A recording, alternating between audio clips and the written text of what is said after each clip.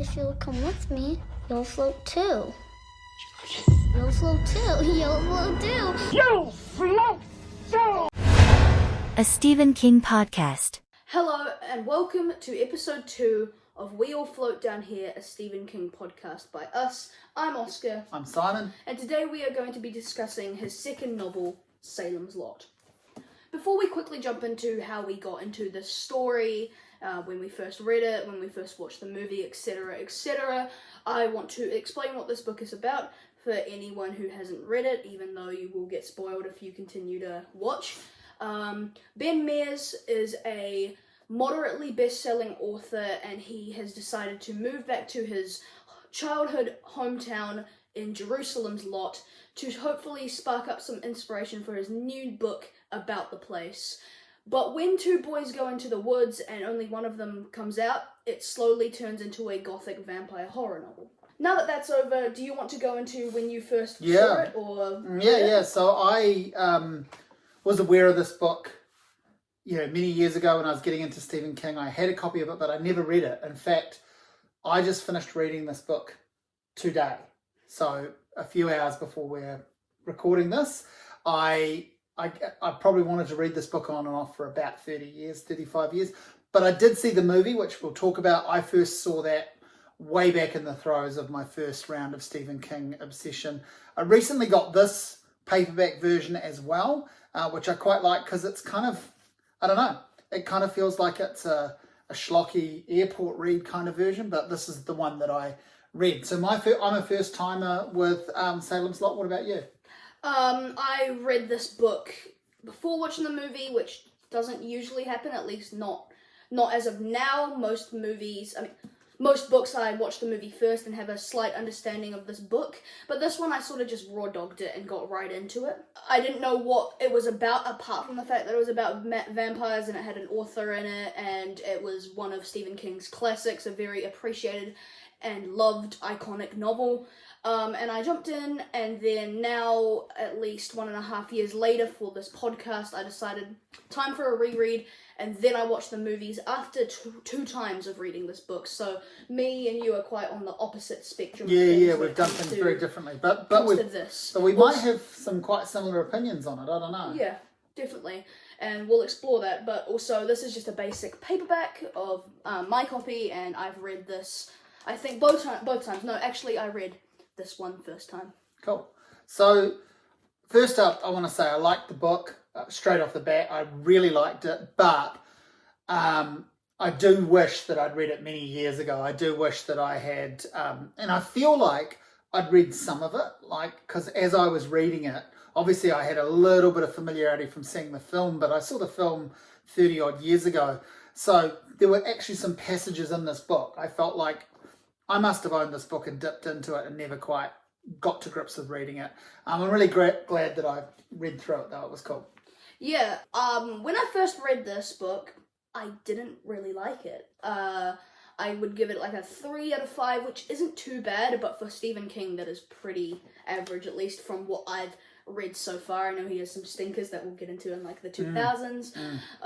But this I was expecting to be great, and it just didn't hit. But I loved it on a second read, but I will talk a bit more about the first one because I just want to say I was a lot younger then, or at least quite a lot younger, at least over 1 year younger, and I just wasn't as good when it comes to slow burns, because you could consider this a slow book. And I got into around about 100 pages, and me, as someone who really enjoyed fast-paced at the time and just non-stop horror instead of sort of slowly descending into that horror, I kind of sort of got a little bit bored with it, and then I'm not gonna lie, I can't really lie, I started to skim a little bit, as I kind of did in that era of reading, and then this time I was really going in expecting something a lot more slow, and then was pleased to just see that I had developed and this wasn't actually that bad, and I just didn't have to skim, I could just enjoy it for what it was, and that was really cool. So I remember I was talking in our first episode with Carrie about how, you see it there right at the get-go that Stephen King brings this backstory to his characters and you care about them. I mean, it's so much more developed in this, isn't it? Because for a start, there are more characters, there's more movement, there's a lot more happening. Carrie is quite an insular little novel about one person and her very immediate community. This is about a small town, but it's about the whole town. A whole community, A whole community. Which and, is kind of what I love about this book. Yeah, it's me one too. of my favourite parts. Yeah, me too. I love the fact that it gets into just these small town observations, and you could see that was a big part of it for King. Obviously, the lore of this book, if you like, is that, you know, King's a huge fan of classic horror, loves Shirley Jackson, loves Dracula, which is the obvious antecedent for this. Stephen King's Dracula, yeah. Yeah, many people say that. But he's also said, for years, he's always talked about this being one of his favourites of his books that he wrote. And yeah, I'm pretty sure in an interview in the 80s, he said it was his favourite thing that he's ever written. Yeah, and he talked about it being a combination of Dracula and Peyton Place. So he was going for that small town drama, that almost like the soap opera aspect, and that is in there. The fact that we just get caught up in their lives and how these characters interact with each other, how they come to rely on each other, and then you care about these people in quite funny ways. Okay, so there's a bus driver who's hardly in it, and he's a bit of a jerk, but memorably towards the very end of the book, he goes on the bus and the children that are vampires eat him up, gobble him up, destroy him, and it's okay. It's a little bit funny, but you're also like, oh, there goes that guy, kind of thing. Like, I remember that guy. You know, I remember that guy because he does that thing with his language and the way he writes. He makes these small town characters memorable. So I loved that kind of aspect of it as much as I did the vampire thing. And the other thing I wanted to say at this point was, one of the reasons I wish I'd read it earlier is, you know, when I grew up in the 80s and into the early 90s, vampire stuff was everywhere. And what I've come to realise from my memory of watching the film of Salem's Lot is this was one of the reasons that vampire stuff was everywhere. And I kind of missed that at the time. I watched The Lost Boys, I watched Fright Night. On your shirt right now. I'm wearing a Lost Boys shirt now. Yeah, so I do love vampire stuff, and I got really, really into it at that time. But yeah, I kind of missed how important Salem's Lot was in reintroducing that into the world of pop culture. So that was kind of cool to catch up on. Also, just to elaborate on the small town aspect of what you were talking about, even though Ben Mears is kind of the glue, his connection to the Marston house and, you know, just his character development, he's the one at the very end. It's not necessarily all about him. Like, you get 20 pages in and there are just chapter perspectives from everyone all around the place. And I will be honest, some are hit or miss. There are some chapters where I'm like, who's this guy? I don't really care. Did you feel that way? Or Yeah, a little bit. I did a little bit. There were some guys that worked at like a convenience store that I didn't really care for. Yeah. Ben Mears isn't the greatest character of all time, but like the thing is, his like relationship with other characters, say Susan Norton and Mark Petrie, are sort of they really carry this book. Like, it's just, this book, even though it's like really scary and it's got lots of horror stuff, the relationships between the characters are really good. Like, it's not one of those horror stuff where it's just the characters are really... Yeah, I guess it's that thing too that King, you know, we'll say this many episodes, certainly in our next episode we'll talk about this.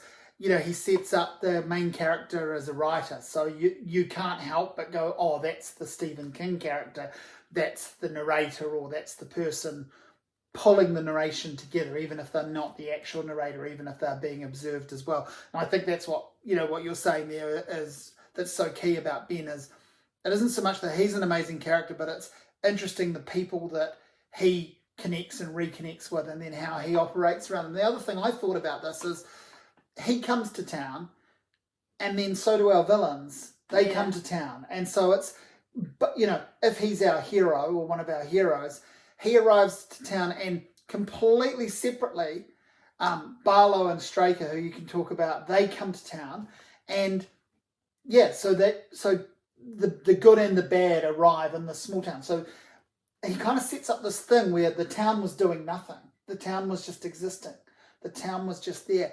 And it's this interesting alchemical situation of the different personalities and the different people in this small community. Suddenly it bubbles over. I mean, we need Ben Mears to drive the narration for us so that we know that what unfolds.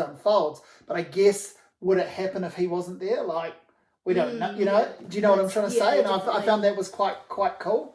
Before I want to get into the villain and like the real spoilery aspect, before we sort of get into the actual things and what happened and talk about specific scenes and that type of thing, I also want to just say the thing that's really great about this book and Stephen King's writing, and I'm sure he does it before, like, I mean, separately, I can't think of certain examples, is that Salem's Lot seems like a pretty, like, cruddy old town. Like, it reminds me of like a place, like, nobody place in like the Wairarapa or something, but he makes it so memorable and just like really interesting, and he's referenced it in other books like The Dark Tower, and it's really interesting. It's like a Stephen King location that you can just get observed into, and I love it. I love it so much. I love the Marston house and just everything.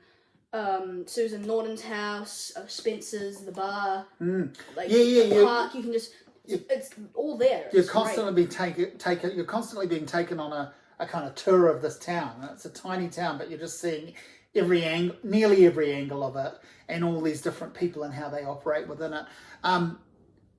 When the tragedies start to happen, then that ratchets up a whole new thing, right? Like there's a funeral scene, there's a grave site scene that really affected me. I read that and I was just like, I was just gripping the book and couldn't turn the pages fast enough, but wanted to read every word. And I haven't had that experience reading fiction for a while, where classic. Do you want to go into what that scene was? Well, yeah. What do we need to say? I mean, we can spoil this book again. It's nearly 50 years old. Yeah, go into it. So basically, these kids go into the woods, as you started to say.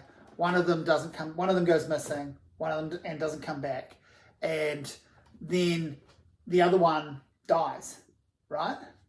And we don't know quite why at first. Well, we do, but the other characters don't. We sort of sense it. And then there's this funeral scene where, who is it that jumps down into the graveyard? It's his dad, right? His dad. Yeah. And he's, we've met him and we've seen him operate. So we then see this kind of, I guess, out of character behaviour because, it's this extreme scenario. I was just caught up in the kind of, the emotion of that in a way that I probably wouldn't have been if I'd read this as a teenager. So in this book, part one sort of sets up the style, it gives you the characters, it starts to get a little bit dark with, the boys going into the wood, etc., etc., and then the vampire stuff starts to happen with this amazing scene, which is one of the best scenes in the book, that sort of transition into part two, and it's great. It's when Matt hears Mike Ryerson, and it says, "And in the awful heavy silence of the house, as he sat impotently on his bed with his face in his hands, he heard the high, sweet, evil laugh of a child, and then the suckling sounds." And then it goes into part two, which starts to add the sort of mystery, and it's just amazing. And then you sort of get the stuff about Kurt Barlow and Straker and how you could possibly kill them, or... So they've come to town. We don't see Barlow. Straker is his business partner, and they're setting up an antique shop, collectibles and he's antiques. On a business trip. And we're told that Barlow is mysterious, but also that he's away on a trip, like buying. He's buying stuff to put into the store and so forth, right? So Straker's this kind of interesting gentleman around town who's, very well dressed, very polite, but mysterious, mercurial, and that's a great setup too, right? And they play with that the whole way through the book, really, that's who these two people are. Barlow is a vampire, and Straker is as people who know about vampire stories, he's his familiar. So he's human, and he basically helps him source his prey. He goes and finds the victims and helps him find his victims and tends to his business and basically runs the facade, makes it look like they are normal people operating a business for as long as he can and so forth. And then part three of the book is, I guess, plenty of horror and some straight out action, right? Like that's when they're basically like this town, and the town's turning to vampires, and the heroes are trying to rid the town of vampires and get to the bottom of it. There's this amazing thing that happens in this book where one of our heroes, I guess, is turned to vampire and is killed off, and you're not necessarily expecting that Susan. Yeah, and you're not necessarily expecting that to happen, and that kind of took balls from Stephen and King in a way. Like it would be, you'd be reading it going, that's not going to happen. They're not going to kill her. You know, there's a love story element here, but instead we deal with his moral conundrum around having to rid the world of this person that actually he was starting a relationship with, but she's no longer a person. And it's a classic vampire trope. We see that in movies all the time, but reading it was awesome. Like I was not expecting and I really like the connection between Ben and Susan. Yeah. I think it's great. But my favorite character in this book, probably by far, who I was surprised to see is in it a lot more than I recalled, is Mark Petrie. Mark Petrie is around about like a 12-year-old boy, so maybe that might be why I resonated with him so much. Yeah. But he is like the friend of the boys who go into the woods and then don't return, and it's sort of like this big heavy weight on his shoulders because that's right. What's their names? Glick. Danny Glick and Ralphie Glick. Yeah. And they're going to his house at that's night right. at 8 o'clock. So it's sort of, he's expecting to see them show up. Yeah. And then they don't, and his friends are dead.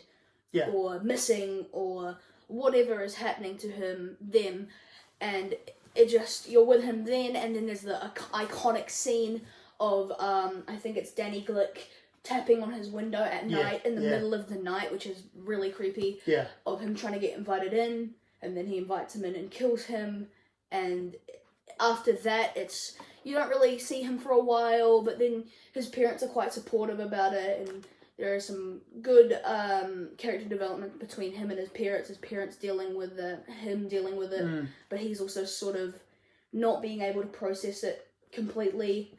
And then at the end of the book, he teams up with Susan's mum to go into the Marston house where they get captured, and then they find their way out. And then after that, he teams up with Ben, and then there's a great connection, which leads to the prologue of the book, which is a bit of a bold choice. The prologue of this book is actually set after the story, which just sort of, I'd say, if it didn't tie in so well, it would be a criticism for me. I never liked the prologue, but when you get to the end, it's like, and it should have been the epilogue, but for some reason they decided to go with it, and you don't know who these people are. They're referred to as the boy and the man, and the boy being Mark and the man being Ben, and that's really interesting, but I really did not like it either time I read it. But it's a much more straightforward narration style overall compared with Carrie. You know, we talked about Carrie with its fake, found footage styled newspaper articles and journal entries, and it's it's a chronology and retrospect. Whereas this is basically telling you the series of events as they play out in that order. It's a huge leap forward from Carrie in terms of it being a bigger book. Yeah, definitely. And can I just take this moment to explain how much of a big difference it is as a story? It is so different. It's such a different book from Carrie. Only 1 year later, it jumps from a book about like a weird teenage girl to a bunch of vampires really quickly, and it's just a great change of pace. It is fantastic. Also, the thing I want to say is that this is sort of the start of Stephen King just writing pretty terrifying monsters and horror. Bringing in the supernatural and the classic horror. Yeah, Carrie, of course, you could say it's scary. You know, the bullying and the domestic violence could be considered horrifying, especially for someone who has those triggers and is really disturbed by that. But at least in my opinion, the book is quite like recommendable, and like the actual like telekinesis stuff is not necessarily the scariest part, and if you don't have those triggers, you could easily get into this. But if you're easily scared, this book is quite scary. There's got some really gruesome scenes, some dark scenes with humans and with vampires. And I when I got to the end of the book, I thought about how, I've read Dracula a couple of times, but a couple of years ago I actually wanted to revisit Dracula and listen to the audiobook of it, which was a cool way to do it. And I thought, like, he really has incorporated so much from that story into this in a really cool way. So obviously he really was catering to vampire fiction fans in an era when it wasn't as prevalent, as I said before, as it is now. But one of the things about this book arriving so fully formed that we need to mention is Salem's Lot actually started life as a short story, Jerusalem's Lot, which you can find in Night Shift. I'm holding this up. This is his first collection of short stories. Remember, we said in our first episode, we're not actually going to do the short stories until afterwards. But I've read Night Shift. I've read Jerusalem's Lot as the first story in Night Shift. It was actually written in 1970. So it was written 5 years before Salem's Lot was published. And it's very different, but it's a setup. So clearly he was working on the story, had the story idea that he built. That's about a 50-page short story. So it's almost getting towards a novella. And he worked it from there. And I don't know if you know this, but when he submitted Carrie, he had signed a deal, and basically they were interested in a second novel from him straight away. And he handed in pretty much a completed Salem's Lot and Roadwork and told the publisher to choose. And they discarded Roadwork, which became one of the Bachman books. And they liked Salem's Lot, but they wanted a few things changed to it. So he then went into bat with it. So I don't know the exact chronology, but I feel like Salem's Lot was almost finished, maybe even written ahead of Carrie. So that's kind of interesting. That's interesting. But it is this huge leap forward in terms of, the amount of pages, the amount of characters, the development. But it may be that he actually wrote that and finished it in a draft sense, before he finished Carrie.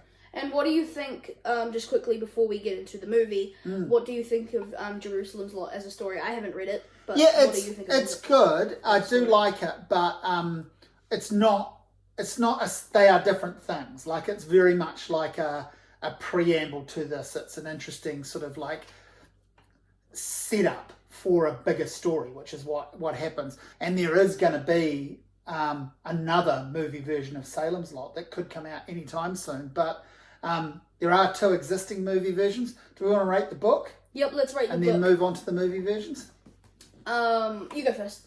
What would you rate the book? I'm going to give it 8 out of 10. I feel like in some ways it's a better book than Carrie. But for me, it's anchored down in the fact that I read it so late and I don't have a huge emotional connection with it. Maybe I would think this was a 9.5 out of 10 book if I'd read it earlier in my life. Definitely, but I really, really like it. So this is cool that we did this, because this got me to finally read it. Yeah. I love this book. I will quickly say what I would have rated it if I never reread this book and decided to just wing it for this podcast. Even though it is not anywhere near my final rating, I'd give it a 5.5 if I was basing it off, maybe even just a 5 if I was basing it off my first read. But now that I've read it, I love this book. I couldn't see myself reading this all the time, but it is really good. I'm going to give it an 8.5. Nice. So Salem's Lot was released in 1974, 75. Do you want to hold up the DVD then? Then the movie came out in 1979. So a couple of years later, and obviously the Carrie movie, that we talked about that at length in the Carrie episode. The Carrie movie is the thing that kicks off the movie career of Stephen King, or the movie adaptations. And The Shining comes out just after this. But this was released in 1979, directed by Tobe Hooper, who had made the Texas Chainsaw Massacre, and a couple of years after this he directs Poltergeist. So works in that area on some other films. So great filmmaker, and really hitting his straps with this, I think. But it is a TV movie. It was made as a kind of mini series, the idea being that it would screen over 2 nights. And so I saw that in the early 90s, and I loved it, but I never wanted to rewatch it. I never felt the need, and I also didn't, as I said, I never picked up the book. But I remember this being like, at the time, this was a scary movie. So it was really fun to rewatch it and to watch it with you for your first time. Obviously now it's not a scary film. There's some moments in it. It's got some kind of jump scare bits, a little bit. Oh, I remember watching you get a little bit freaked out at a couple of moments. So like the camera cuts away, it doesn't show you the things, but it sets it up nicely. Great ominous score, great shots setting it all up. It's not a classic film in a lot of ways, but I did really like it. Yeah, it's definitely not a classic. No. At all. But it is very faithful to the novel. It is, yeah. And it's long, of course. It's 2 parts, it's 3 hours. But for me, personally, that flew by. Yeah, it really did. If anything, I was like, what did they even do with that 3 hours? And I'm not sure if some people could think of that as a good thing or a bad thing, but I think it's a good thing because I remember getting into it around about like 30 minutes and I was going, like, this could be super boring because, 3 hours, it's hard to get through, even if the movie's amazing. But it just flew by. It was really easy to watch. They couldn't have really done any better, even though I don't love it. I would agree with that. I was surprised by, particularly watching it now, and that there is some very dated elements about it. It really ripped by, which is cool, because I'm always like, even the 3 hour films that I love, like, most recently Killers of the Flower Moon, so I'm always like, buckle up, like, you've really got to get yourself ready for a long movie. And there's a bit towards the middle of a long movie where you feel it, and you're like, it's the complete opposite of doing a big walk or a big run, but there's the same psychological kind of element of like, we haven't quite climbed the hill. And with this, it was just smooth. It just smooth sailing, but then it did hit a little bit of a slump. Yeah. My favourite part about this movie, for sure, is Kurt Barlow. The representation of him is amazing. I'm pretty sure that in the book, I could be wrong, but in the book, they have very different sort of styles. This guy just looks like a bit more of a pale, kind of average bloke. And then in this one, he's like kind of like bald and like this is proper decaying and rotting and like blue. Yeah, this is proper reference. He looks amazing. Proper reference to Nosferatu. Proper old school style vampire depiction from the very earliest vampire movies. One thing we talked about together and watching it that we need to discuss is he's probably not in the movie quite enough. Definitely not. He's in this movie, I'd reckon, just by my guess, if you were to do like a consecutive amount of screen time, it would be around about like 5 minutes. Yeah, 6-7 minutes tops, right? Even though he does do a lot with those minutes, and those minutes are great, they're just not enough. And I love that, like it is a classic thing in Hollywood films to have the villain, be felt rather than seen. Most famously, Anthony Hopkins wins an Oscar for Silence of the Lambs, and he's in the movie for 15 minutes or so. Darth Vader's only in the original Star Wars. Yeah, but you feel him throughout the whole thing. You do, but he's only in it for 10 or 12 minutes or something like that. But I completely agree. We could have had more Barlow. Like, we could have had more of him. Definitely. Also because, in my opinion, the characters aren't really compelling. They obviously... I don't see how they could have made this, like, the characters and obviously they can't put enough time into it to make us fully be invested in the characters, but I wasn't really feeling the connection between, like, the characters, I guess, because it's such an old movie. That's fine, but what I mean is I really did feel the presence of Barlow and a little bit Straker, but if Barlow was in it a little bit more, and he was a bit more nasty and a bit more kills with him and stuff like that, I feel like it could have bumped this up a little bit for me. But now that being said, should we get into the rating? Yeah, what are you going to give it? I'd give it a 6 out of 10. Yeah, I think it's fair coming from your era as well, like, seeing it now. Because I was watching it and I was remembering how I felt when I saw it the first time. And I watched it, obviously, in the context of the TV miniseries for the first time, and just that whole era of those movies. So I'm going to give it a nostalgic 7 to a 7.5 out of 10. It isn't a classic must-see movie, but I've got more history with it. Got to hold this up. This is Return to Salem's Lot on VHS. A Return to Salem's Lot. This is what you call an indirect sequel where it's based on the character and the characters and the idea, but it's its own story. I did not rewatch this for this podcast, but you didn't watch it. It's not, everything is around and available, but this is almost buried. And you can go online and watch reviews of it that kind of shit on it. This is a pretty average film.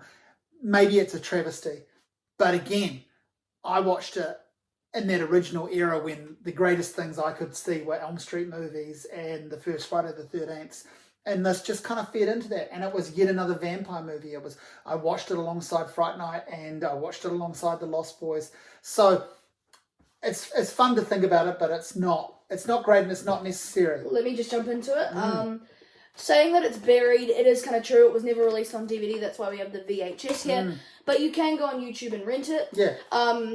I don't feel the need to at the moment, especially because no one really knows about this and no one clicked on the podcast to hear about this. That, yeah. But, maybe one day I will watch it and maybe put up a poll about it on YouTube or something like that. Or just, since you can probably, one day it will probably show up on Apple TV for like 99 cents because it's a pile of garbage probably. And then in 2004, 2005, we get this remake of Salem's Lot with Rob Lowe.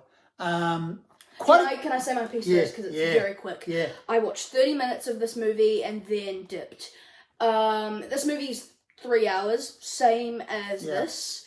And I watched 30 minutes and it felt like a complete drag, and then I realized I'm only 1/6 of the way through this movie. So you tapped out. I don't think I could handle that. Didn't like the casting, didn't like the new sort of area they were going with. I didn't like how they approached that. Not good.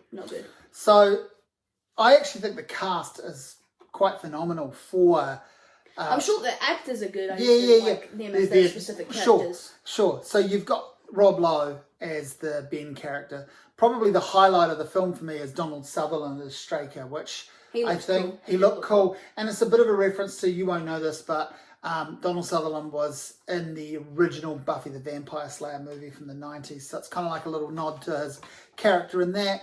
You've got Rutger Hauer in this. You've got James Cromwell I thought James Cromwell was a good representation of Father Callahan, who we should really have talked about actually in the context of the book. He's a pretty interesting character because he's, again, it's quite a cool trope. The man of the cloth, the religious man who is questioning his own faith. He's an alcoholic. He's, he's constantly questioning his faith. He actually pops up in The Stand. He's referenced in The Stand, which we will get to. So this movie does this weird prologue thing where it wants to kind of reference that world and that lore, and that was quite confusing and quite bizarre to see that they tried to tack that on at the start of this, and that I think actually is to the detriment of this film. All of that said, this film is not great. It is probably a waste of 3 hours of your life. I'll give it 4 out of 10. I'm never watching that again, even though I own that copy, even though I own a box set with another copy in it. That makes me sound like an idiot. I've got 2 copies of a film I don't ever plan to see again. But I am glad I watched it. I can't really rate it, but not good. Yeah. At all.